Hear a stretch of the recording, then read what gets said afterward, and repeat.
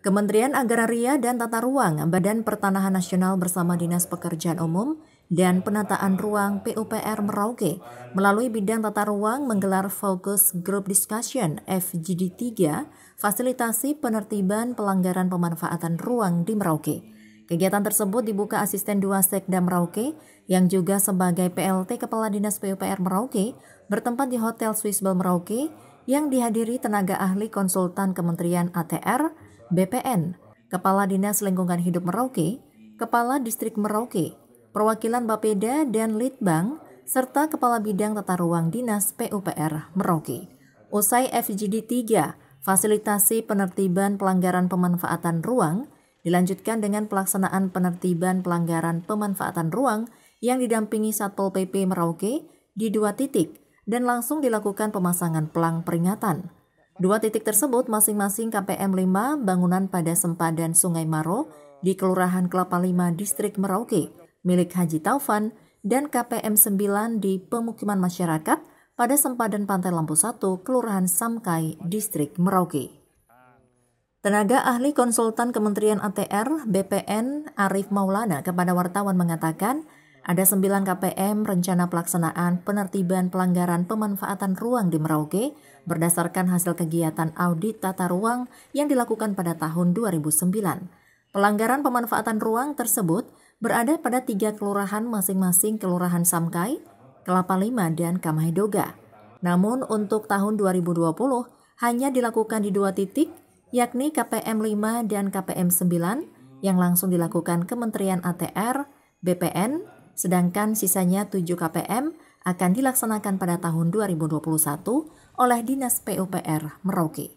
Untuk pemasangan pelang peringatan pelanggaran pemanfaatan ruang yang dilakukan merupakan satu bentuk pelanggaran agar masyarakat dapat mengetahui jika kegiatan yang dilakukan tidak sesuai dengan peruntukannya dan dilarang sesuai dengan apa yang tertera di pelang peringatan berdasarkan Peraturan Daerah Merauke Nomor 10 Tahun 2016 tentang Rencana Detail Tata Ruang serta Undang-Undang Nomor 26 Tahun 2007 tentang Penataan Ruang.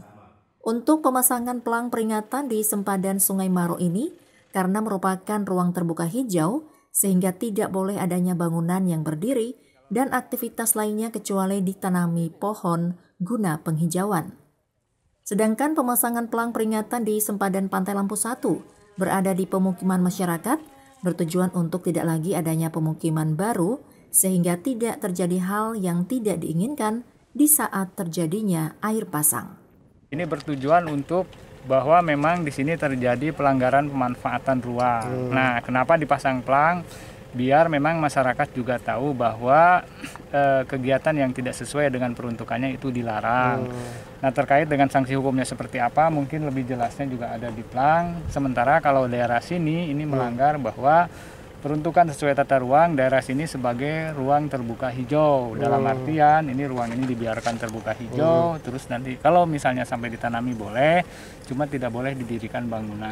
Sementara itu, Kepala Bidang Tata Ruang Dinas PUPR Merauke M. Yunus Anis kepada wartawan mengatakan, pemasangan pelang peringatan dari Kementerian ATR, BPN di 2 titik merupakan adanya indikasi pelanggaran pemanfaatan ruang terhadap sempadan Sungai Maro dan sempadan Pantai Lampu 1. Untuk pelanggaran pemanfaatan ruang di sempadan Sungai Maro, ditemukan juga indikasi tanahnya bermasalah dikarenakan ada 2 kepemilikan hak atas tanah dan hingga saat ini proses hukumnya masih tetap berjalan. Sementara untuk pelanggaran pemanfaatan ruang terhadap sempadan Pantai Lampu 1 berada di pemukiman masyarakat, sehingga dihimbau kepada masyarakat agar jangan membangun rumah dekat dengan pantai dan maksimal 100 meter dari air pasang tertinggi untuk mencegah hal yang dapat membahayakan masyarakat itu sendiri jika terjadi air pasang tinggi. Kalau Lampu 1 itu hanya pemukiman masyarakat.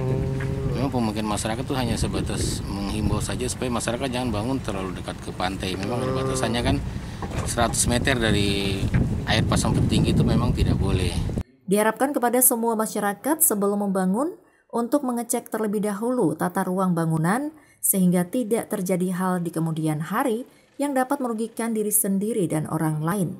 Selain itu, kepada masyarakat juga dihimbau untuk bisa mematuhi aturan yang sudah ditetapkan pemerintah melalui peraturan daerah Merauke. Tim Liputan Merauke TV mengabarkan.